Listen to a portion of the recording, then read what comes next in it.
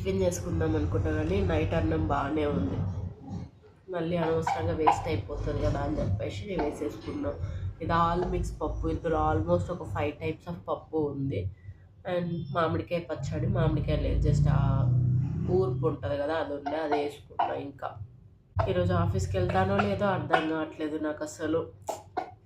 అస్సలు డుమ్మా కొట్టదు ఎట్టు తిరిగి. ఇది మంత్ ఎండ్, ఈ ఒక 2 days వెళ్తే ఈ మంత్లో 2 లీవ్స్ ఉన్నాయి, ఇది కూడా వేస్తే ఇంకా అయిపోయాయి.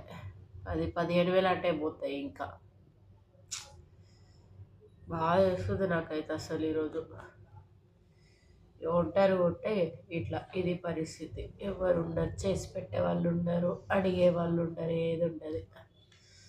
సాతనైనా సాత కాకపోయినా మనమే చేసుకోవాలి, తినాలి.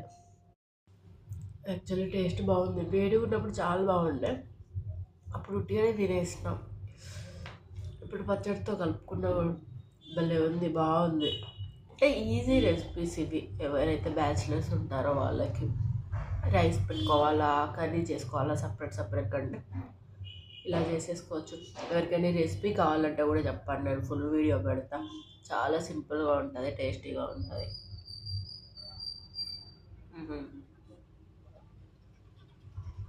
చాలా బాగుంది. నేను తినేసి ట్యాబ్లెట్ వేసుకొని పడుకుంటా ఇంకా. బాయ్.